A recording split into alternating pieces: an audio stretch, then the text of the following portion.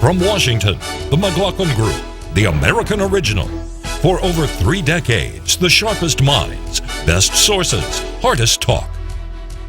The McLaughlin Group is brought to you by Siemens. Across the country, we're building answers, and we're building them to last. Siemens Answers. Are you still sleeping? I just wanted to check and make sure that we were on schedule.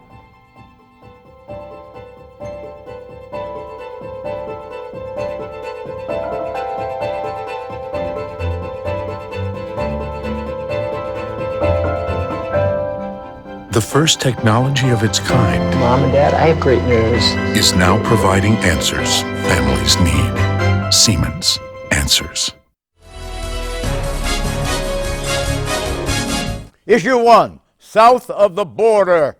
South of the border, down Mexico way. I believe we've got a historic opportunity to foster even more cooperation, more trade, more jobs on both sides of the border, and that's the focus of my visit. President Obama met with Mexico's President Enrique Peña Nieto this week. President Nieto was sworn in 5 months ago and has new watershed priorities for his country. 1, drug war. Mexico wants to curtail the U.S. role in fighting Mexico's drug cartels and narcotics trafficking. President Nieto wants to limit how much intelligence is shared between the two nations. Joint U.S.-Mexico operations against top drug kingpins may be subordinated to Mexico-only controlled operations to protect its citizens against crimes like kidnapping and extortion. 2, economic ties. Nieto is working to break telecom monopolies in Mexico, to rework the nation's tax code, to expand Mexico's oil industry. President Nieto wants new trade agreements with the U.S. and with other nations. Trade between the U.S. and Mexico going both ways was $500 billion in 2012. Mexico is the U.S.'s second biggest export market for U.S. goods. And for 22 of our 50 U.S. states, Mexico is the #1 export market. On the flip side, the U.S. is the #1 buyer of Mexican goods. 3, immigration reform, another big Obama-Mexico priority. Notably, President Obama's endorsement of the path to citizenship for the 11 million illegal aliens in the U.S. Mexico has long urged better legal protections for Mexicans who work in the U.S. Question, what is Mexican President Enrique Peña Nieto's principal concern regarding U.S. immigration policy? Pat Buchanan. I think what he wants desperately is amnesty and a path to citizenship for the Mexicans in the United States. I think he wants easier access for Mexicans to come to this country. I think he's remaining somewhat silent about it because he knows it's sensitive. I think they realize Marco Rubio is the indispensable man in this campaign, and it is not Barack Obama. But John, let me tell you, Mexico is heavily, heavily dependent on the United States of America. We gave them a $60 billion trade surplus last year, which is responsible for over 100% of their GDP growth. We buy something like 20 to 25% of all they produce.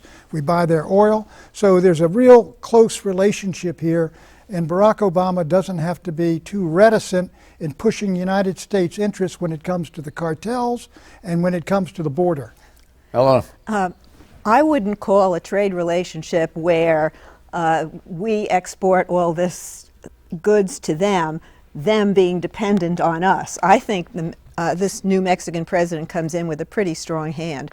The growth in Mexico is twice what it is in this country. They've discovered some oil in Mexico, and I think he's made a decision that he doesn't want to outsource the drug fighting to U.S. police and border guards, that he wants to take over that. It wasn't working under the previous president. You had thousands of people who were killed. So let's see if his new approach works. The point is, the U.S. isn't the only game for Mexico. They're doing lots of trade with China and with Korea, and they stand to gain if this immigration policy is reformed, and the president needs him because of border concerns. But I think the Mexicans are in a pretty strong hand here. Yeah, and they have huge amounts of natural gas and huge amounts of oil. In fact, let's do a geo-bio, a brief one on Mexico. Size, 3 times the size of Texas, 758,450 square miles. Mexico's neighbors, the United States, a shared 2,000-mile border, and Guatemala. Population, 116 million. Government, Federal Republic. Gross domestic product, GDP, growth rate 4% in 2012. Gross domestic product per capita, $15,300. Inflation, 3.6%. Unemployment, 5%. Underemployment, estimated 25%. Literacy rate, 86% of the population above age 15 can read and write. Question. What jumps off the screen at you in that geo-bio? Well, first of all, I think talking about the strong ties economically, we buy their goods, they buy our goods. We're tied economically, there's no question. The first thing you listed on that earlier graphic, though, was the drug war. They're losing it, and it's going to affect their tourism. It's going to affect a lot of things there. We'll see if the new president can try to turn things around, but the massacre in Mexico of people due to this drug war has been absolutely horrific. And it's really the big story there in Mexico. It doesn't get enough attention or play here in the United States. I'm eager to hear what can come out of this meeting where we can talk about solutions. And I think kicking the United States out and just turning it over to Mexico right now, I don't have a lot of confidence in their ability to battle their own drug problem there and their drug war. I think the president would be wise to make sure that the U.S. is still playing a big role in this because they're not winning. Well, do you think that it's spreading over the border too? Here. Do you think Nieto is charismatic? No, I think without question he's charismatic, and what is more, he seems to be a lot more progressive and willing to take on a lot of their own domestic interests that no previous Mexican president had been willing to do. You're talking about the PRI? Well, yeah, the PRI has come back into power at this stage of the game, but they're not the same kind of I would have to say, corrupt leadership with cartels dominating that party as it was when they were last in power, because they've been out of power for a while. The question now is he's now going after the telecom monopolies and other monopolies that were built up in that period, and we'll see what he actually accomplishes. Okay, Central Americans, stay over. Mexico was only destination 1 of President Obama's south of the border trip. Destination 2? Costa Rica, part of the Central American Isthmus, south of Nicaragua, north of Panama, with coastlines on both the Atlantic and Pacific Oceans. Mr. Obama is the first U.S. president to visit Costa Rica since Bill Clinton. Mr. Obama meets Costa Rican President Laura Chinchilla and other leaders of the Central American Integration System, or SICA, S-I-C-A. SICA was founded in 1993 to encourage economic cooperation among member states Costa Rica, Belize, El Salvador, Guatemala, Honduras, Nicaragua, Panama, and the Dominican Republic. Question. What is the number 1 on President Obama's Costa Rica agenda? Susan. I think strengthening the ties between the United States and this Mesoamerica part of the world. I think that he went there for a reason, that people feel his attitude has shifted, that they weren't getting a lot of attention from him. And I feel like he wants to, strengthen economic ties, strengthen, he's also talking about, trying to help them with their own security problems there, trying to deal with the gangs and drugs. And I think what he wants most of all, and he's in position to do this, when he gets there, to talk to these countries. There's many countries involved in this group, getting them to work together to deal with their major security problems there, dealing with their drug war issue and gang problems and the violence, really, that has taken over the region. Carlos Slim was the richest man in the world, and he's from Mexico, and he owned what, the whole telephone system? Yeah, telephone and television. Net worth of about $65 billion? My recollection was over $100 billion. New York Times, or did have part of the New York Times? He had a position in the New York Times. He didn't. He just invested in the New York Times enough to have access to. Nieto told him, and he has accomplished this in process now, to break up his monopoly of the telephone system. This is Carlos Slim's. This extraordinary billionaire, the richest man in the world, to break it up, and he has or is in the process of breaking it up. Is that a tribute to this guy? I guess Carlos Slim is sort of a one-person AT&T, and we broke up AT&T. I think that's all well and good, but I don't think people in this country are hanging on everything he does with the telecom industry. But you brought up Costa Rica. I mean, the president's basically on a trade mission. We need these countries to buy our goods. It's an international trading stage now. Is, Eleanor, wait a second, and the rest, excuse me, and the rest of the theme, which follows off Mexico, is that Central America isn't nearly as in America's grip as it once was. Back in the days of Reagan, we were sending troops over there. We were fighting proxy wars. To get rid of communists, Eleanor. Oh, my heart be still.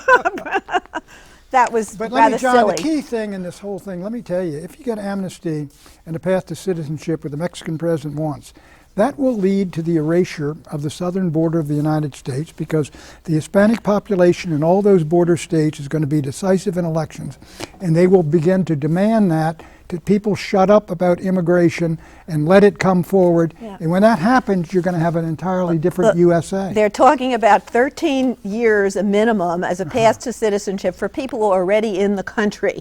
If you can't handle that, this is not amnesty. 13 million illegals in your country is no problem? 13 years is not a giveaway, and it's not amnesty. So I would appreciate it if you didn't always use that phrase, because you're It's not amnesty? No, it's not amnesty anymore than the background checks bill is the national What registry. about drugs? What about drugs coming from Central America, notably Mexico?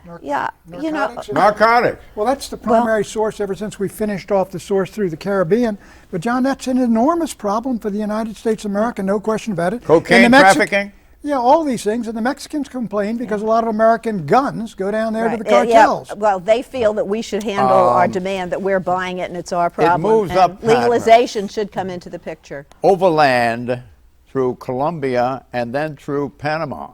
You follow me? Up the chain. Comes through Central America. Yeah, so it isn't Mexico's originating. Well, as you mentioned, Mexico. It moves up that whole chain. But you mentioned Mexico is 3 times the size of Texas. That's a very big country. Yes, it's got a. But the point is, it occupies our total southern border. Exactly. You got 4 states across here. You got 2,000-mile border with Mexico. Yes. And what's the point? Well, the point is that's where all those narcotics are coming through, and that's where the war's going on. So our narcotics problem is somewhat attributable to the porosity, if that's a word, porousness of the border. Exactly. They could become a narco state. Their narcotics problem is partially attributable to our insatiable demand and refusal to legalize a product that could be taxed. There's a larger question here, and it's the diversion of not diversion, but it's the attraction of this theater to Barack Obama. You know, it's our kind of backyard. It's over here. It's not China, and it's not Europe. Is that a wise political move for him? Because we've had successive presidents who suddenly remember we have a hemisphere. We had the Alliance for Progress. When did that occur? It was Jack Kennedy. Jack Kennedy, the Alliance for Progress. Remember that? 1961. And Nixon went down there and he was shot at in his limousine in Colombia. Am I right? He wasn't shot at. Well, what is this? What comes along in the course of an inhabitation of the White House in this country to remember that we have a hemisphere here and it's up for grabs from the point of view of political history and future endowment, if you will, of the history of this president. It's a 72-hour investment that's wise. It is a wise investment in my judgment. But what we are looking at, of course, is a country which not only is one of the major sources of narcotics coming into, but also illegal immigration. I mean, I've flown along that border at night, the Mexican border. There are thousands upon thousands of people climbing over all the fences. They get put into these large holding pens and they get shipped back again and they come over again. This is a huge problem. Do you have any reason to believe it's mitigated by reason of the improved economy, somewhat improved economy in Mexico? Well, I'm sure it is mitigated to an extent, but it's nowhere close to enough considering what the alternatives is if they can get into the United States. This is part of our immigration issue, which is going to be debated in the upcoming week, correct? That's right. Is it going to be critical to the upcoming debate? Yeah, I think it will be. It's bound to. This is an absolutely essential source. Anybody who's been in that part of the world knows the enormous inflow of illegal immigrants. The money from narcotics is enormous, but we don't pay attention to Latin America for a reason. Europe was the cockpit of history for the first half of the century, and Asia It's going to have 60% of the world economy. Exactly. That's why you focus on We got to that. get out. We got to get out, Pat. You can't, maintain the platform continuously. Exit question. Based on their economic policy, which of the two presidents, Obama or Nieto, is more likely to create strong economic growth in his country? Mexico's president or our president, Pat? Mexico, because they depend on the United States of America almost 100% for their growth. Eleanor. Mexico, because yes, they have a wonderful, thriving export market, but Mexico, because they don't have a Congress that is obstructing everything the new president is doing. Susan. Mexico, because they've got oil. Mexico, because they start from a much lower base and they have a much easier opportunity to increase it. We have a giant economy. It's much more difficult to get the economy growing at a percentage rate that you would get with Mexico. I think it's Nieto because he's busting up the monopolies, the teachers' union. He's transforming the tax code. He's promoting oil and natural gas production instead of propping up green energy phantasms. Obama could take a lesson from Nieto and what he's going to be able to accomplish. This could be the century of Mexico. What do you think? Not the century, but at least the year. Issue 2, Syria, stay neutral or intervene? We want to make sure that we look before we leap and that what we're doing is actually helpful to the situation as opposed to making it more deadly or more complex. Here are 10 reasons why the U.S. should not intervene in Syria. 1. If you break it, you own it. Colin Powell's dictum said about Iraq. It's also true of Syria. 2. Most Syrian options are not options. There's no such thing as half pregnant. They put us on the escalator to full intervention. Even if we set out to enforce a no-fly zone, it ends in full-scale confrontation with the Assad regime. 3. Syria's air defenses are first-rate. Some U.S. Air Force planes enforcing a no-fly zone will be shot down. Some U.S. flight crews will be taken prisoner, putting us on the escalator for a full-blown confrontation with Syria. 4. Securing chemical weapons depots. That means boots on the ground, exposing our troops to attack by the very weapons we're seeking to neutralize. Such an attack would escalate our involvement to a full-scale intervention. 5. U.S. strikes on regime targets. They will turn the tide of the war. That means regime collapse, and that means the U.S. must secure Assad's chemical weapons. You break it, you own it. 6. Key elements of al-Qaeda affiliated. U.S. intervention could facilitate their rise to power and control over chemical weapons. 7. U.S. public opinion, as measured in the latest New York Times CBS poll, is overwhelmingly against military intervention in Syria. 62% against intervention, 24% support intervention, 14% don't know. 8.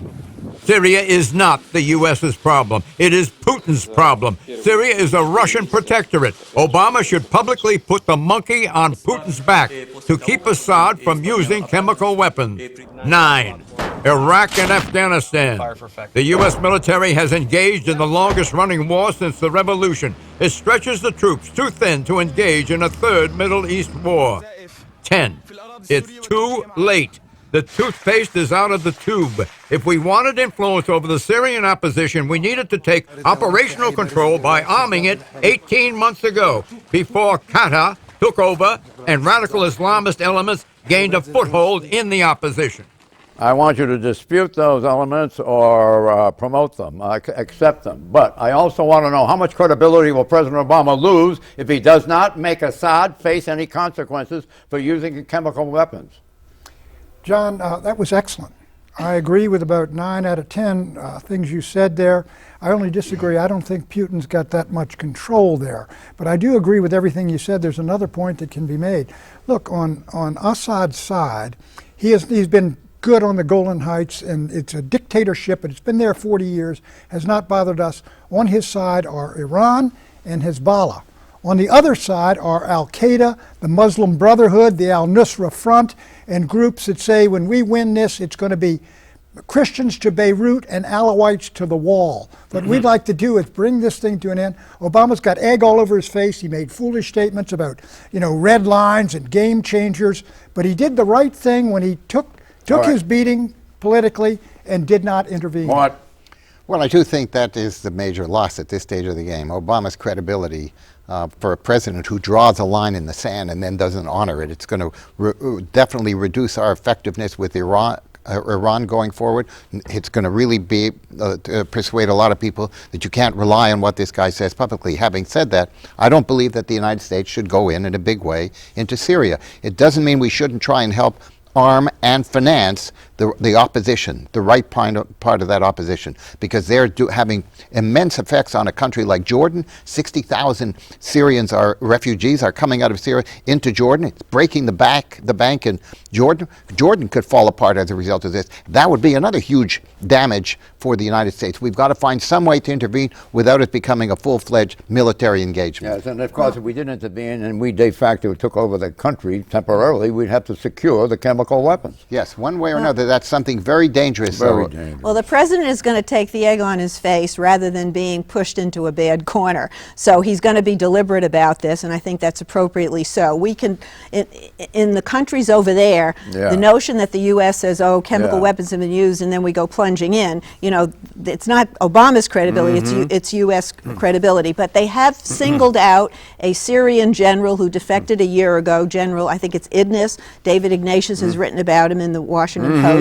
He seems to be assuring the U.S. that he can maintain command and control, and so they're going to funnel more aid through him. They're going to stop short of shoulder-fired missiles. But if you want to do a no-fly zone, which they can do militarily, you need Russia to stand down. You need UN authorization, or else no go. Susan, will you summarize all this in 20 seconds or less? That's all we have. Devil's advocate, humanitarian reasons, and stabilizing the Middle East by getting rid of this guy and making sure that these chemical weapons don't proliferate there. That's important. So you favor involvement in Syria? I see reasons why we need to do something other than draw red lines over and over. How does this add up, Pat? You're no?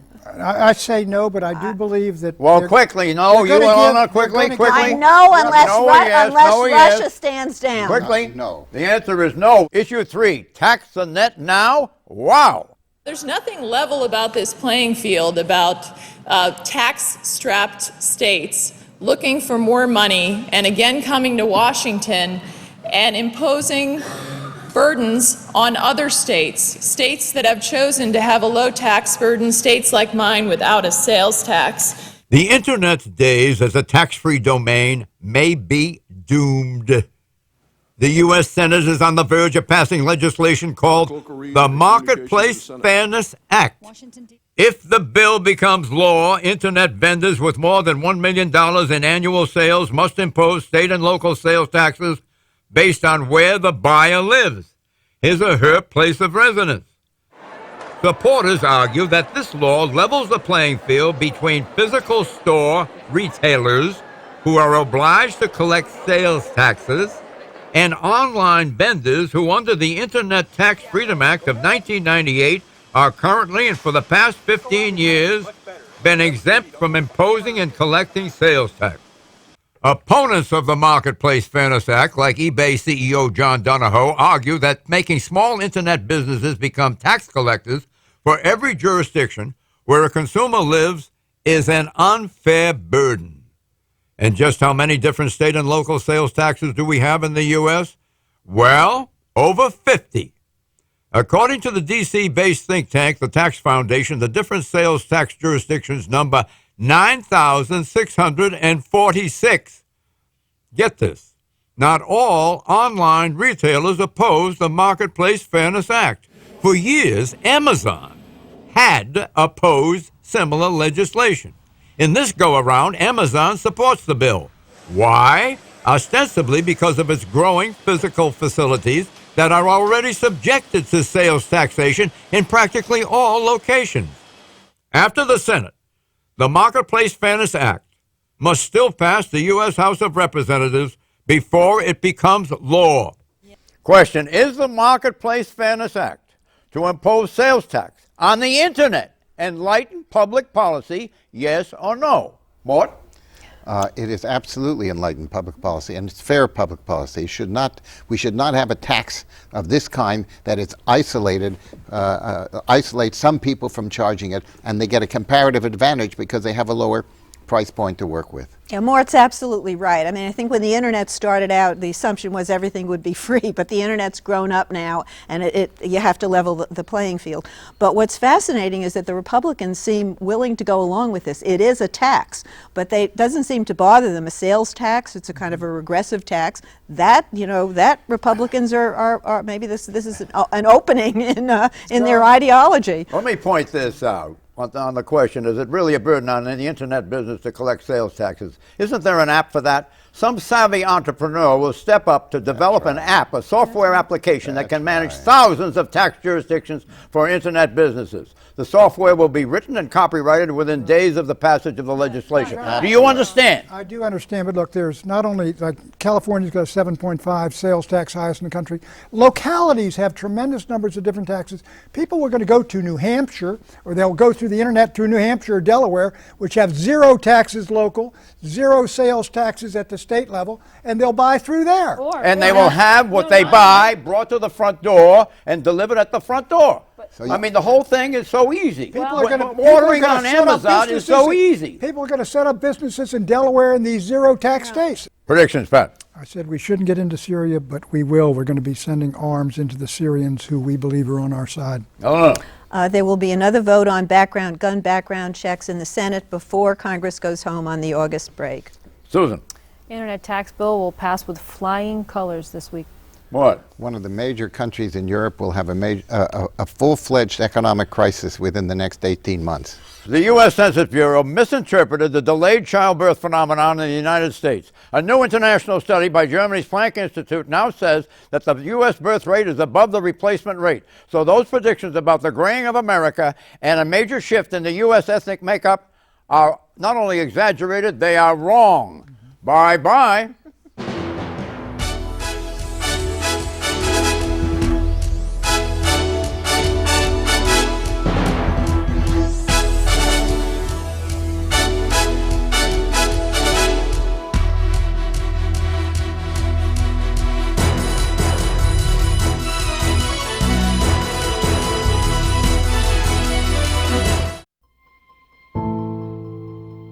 Are you still sleeping? I just wanted to check and make sure that we were on schedule.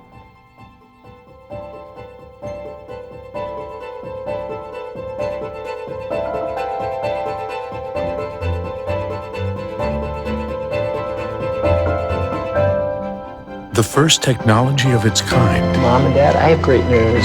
is now providing answers families need. Siemens. Answers.